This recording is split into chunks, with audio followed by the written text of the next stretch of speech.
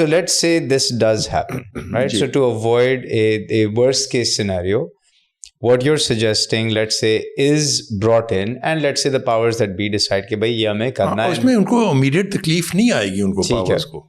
اب what's the next step? دیکھیے as it please out, کیونکہ ابھی بھی آپ نے جو پوائنٹ ریز کیا نا, آپ نے سب کو بیسک انکم تو دے دی, you are still in import dependent economy, آپ یہاں کچھ خود بناتے نہیں ہیں. جس طرح ایکسچینج ریٹ بڑھتا جائے گا, you will be forced to start sourcing locally, domestically, you will have no choice. But it will be very painful in the short term, because اگر ایکسچینج ریٹ کو آپ نے چھوڑ دیا, for me to manufacture anything locally I have to import every thing.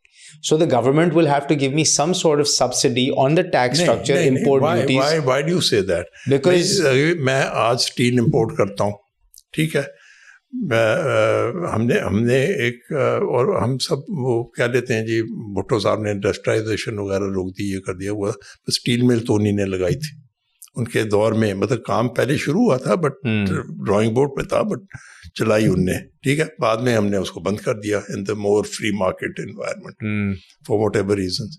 اب اگر آپ forced ہو جاؤ تو کہ نہیں یار چلاؤ اس کو, کسی طرح چلاؤ, کچھ بھی کرو, کچھ اپنا زمین سے کھودو, کچھ نکالو. اب ہمارا جس طرح تھر کا کول ہے, کب سے تھا, تھوڑی سی مجبوری ہوئی تو ڈھونڈنا شروع کیا کہ نکالیں, کام کریں. تو مطلب تھوڑا تو آپ کو اپنے آپ کو سدھارنا پڑے گا نا. آپ کرو بیٹھے بیٹھائے سب کچھ ٹھیک ہو جائے گا, وہ تو نہیں ہوگا. تو مطلب یہ نہیں ہے کہ آپ کو سبسڈی دینی ہے, آپ کو صرف یہ ہے کہ جب آلٹرنیٹ زیادہ مہنگا ہے, مطلب آپ کو امپورٹ کر کے کوئی چیز استعمال کرنی ہے, اس سے بہتر ہے کہ آپ کچھ ٹھوک ٹھاک کے کوئی چیز بنا لو, گزارا کر لو. لیکن ہمارے تو سارے سیکٹرز پیچھے ہیں نا. ہماری ایگریکلچر انفیشینٹ ہے, ہماری مینوفیکچرنگ ایگریکلچر. آپ سوچو کہ اگر آپ ریئل اسٹیٹ میں آپ خود کہہ رہے ہیں کہ اتنا امپورٹ ڈالا ہوا ہے, ریٹ اگر ایک دم سے بڑھ جاتا ہے تو جو فارم پروڈیوس کی ایکسپورٹ ویلیو دیکھو کیا ہو جائے گی.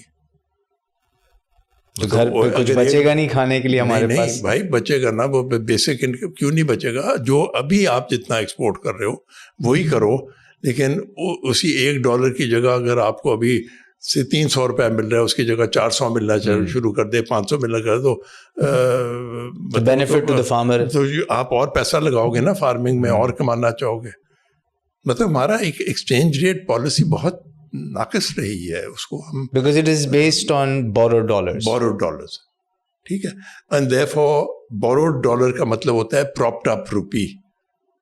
اس کا to put So it's an artificial exchange rate. It has never been a real demand supply real exchange rate. So then what you're saying is کہ when in this UBI system, universal basic income system کے اندر reform کی طرف جائیں, reform کی طرف جا کے strengthen کریں, کیونکہ آپ کی سبسٹیٹیوشن ریکوائرمنٹ بڑھ جائے گی.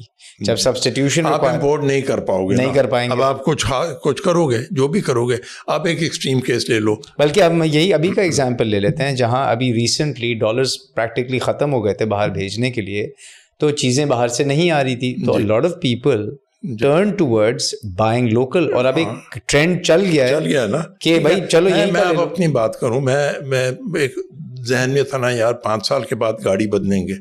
اب مجھے وہ 8th ایئر جا رہا ہے, میں نے اس میں کچھ پرزے لگوا کے اس کو چلا رہا ہوں. میں تھوڑا سا سنبھل گیا ہوں کہ یار یہ کیا ہے. میں نے اپنے گھر کے اوپر سولر لگا لیا, سنبھل گیا ہوں میں کہ سولر تو ہر جگہ لگا ہوا ہے. فار ایگزامپل کہنے کا مقصد یہ ہے کہ میں آل دیز ایئرز نہیں لگا رہا تھا, اب سدھراؤں نا جا کے جب وہ تھوڑی سی تکلیف دیکھی ہے.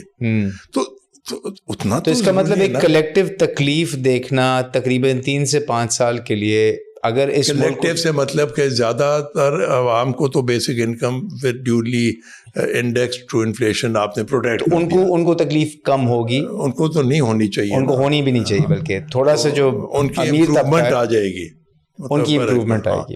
اور جو ریلیٹیولی بیٹر آف ہیں, اس میں سب سے زیادہ جو سورٹ آف ان بٹوین والا طبقہ ہے نا, اس کو تھوڑا سا آپ کو دیکھنا ہوگا ہم کیسے لوگ آفٹر